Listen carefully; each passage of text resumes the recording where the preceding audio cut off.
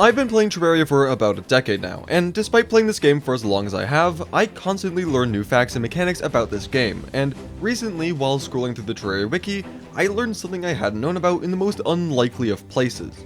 Ores. Now, in Terraria there's a whopping 21 ores in the game, with the general progression looking a little something like this. And if you've ever played Terraria before, you've probably picked up by now that certain ores are interchangeable with others, but both cannot generate in the same world.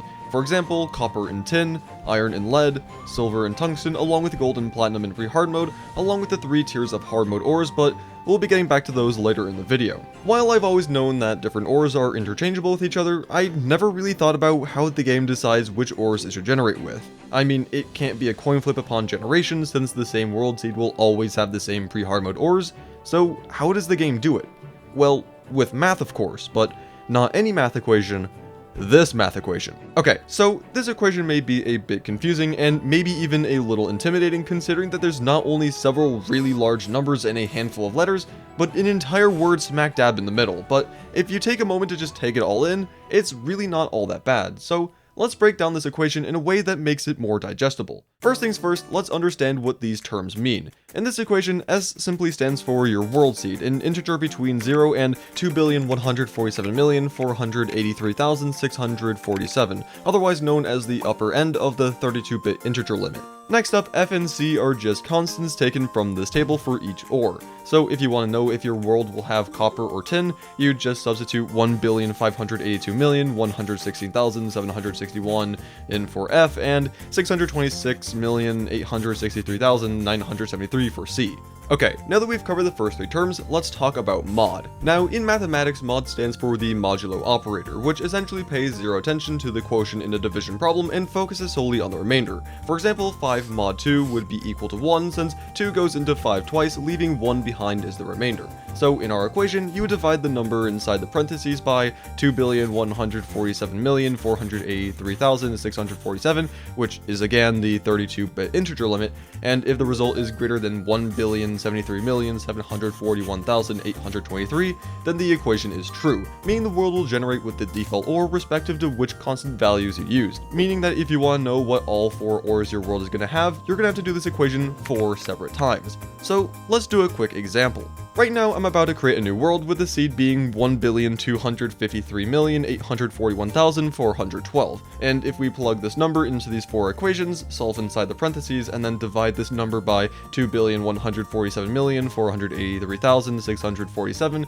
in order to find the remainder, which, by the way, I use calculator.net's big number calculator to do this, we get the following result. When deciding whether we get copper or tin, we get a mod result of 1,523,755,990, which is larger than 1,073,741,823, meaning we'll have copper. For iron or lead, we get 1,675,418,331, meaning we'll have iron. For silver or tungsten, we get 2,031,225,615, meaning we'll have silver. And for gold or platinum, we get 1,885,650,630, meaning we'll have gold. And sure enough, when we join the world, we have exactly what we predicted. Now, even though the game isn't actually flipping a coin to decide which ores will generate in each world, because again, the results are directly dependent on the world seed, you still have essentially a 50-50 chance to get any of these 8 ores in any given run.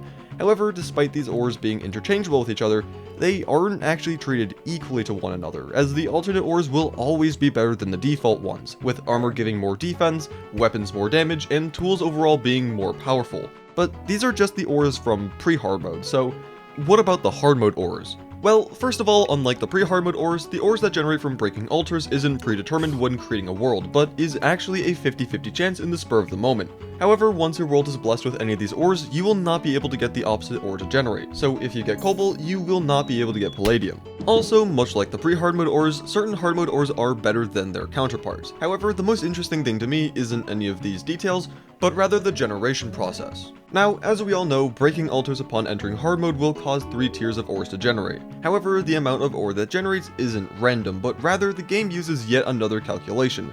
This one being, well, a little complicated. But you know it's not complicated though, That's right, subscribing to the channel. It only takes a single click to do, and it helps the channel out a ton, especially since I'm trying to reach 50,000 subscribers by the end of the year, and every little bit of support goes a very long way. And while you're at it, liking the video and or leaving a comment down below tells YouTube that you like what you see, and helps push this video out to others who might find this kind of content interesting. But anyway, enough self-promoting, let's get back to Terraria's wacky calculations. Alright, so just like the previous calculation, which looked a little daunting at first glance, this one can be rewritten in a way that makes it more comprehensible, so let's understand what's going on here. First off, we have the world size, and to calculate the world size for this calculation, we'll be dividing the width of a Terraria world by 4200. So for a small world, this number would be 1, for a medium world 1.524, and 2 for a large world. Next up, we have the ore tier, this of course being the 3 tiers of ores that you can get from breaking altars. However, instead of starting at 1 for cobalt and palladium, the order goes 0, 1, and 2. Next, for the division section, we have what appears to be the number of altars destroyed divided by 3, with the result having 1 added afterwards. However, that's not the case, as these brackets aren't actually parentheses, but rather a floor function, meaning the value inside will always be rounded down to a whole number. So if this value was not 0.33, as it would be should only one altar be broken, the value would be rounded down to 0. But if the number was not 0.66, such as the case as 2 altars being broken, it would still be rounded down to 0 with the +1 added afterwards. Lastly, we have the factor, with this number being taken from this chart right here. 1.05 for cobalt, 1 for mithril and adamantite each, 0.945 for palladium, and 0.9 for orichalcum and titanium. And once you plug all these numbers into the equation, we can see the number of ore veins that generate for each ore. But wait a second, why are the number of veins different for each ore even if they're from the same tier? Well, looking back at the factor variable, we can see that palladium, orichalcum, and titanium, the alternate ores, have a frequency 10% less than that of the default ores, meaning that if your world has the alternate ores, you'll have 10% less ore than a world with cobalt, mithril, and adamantite.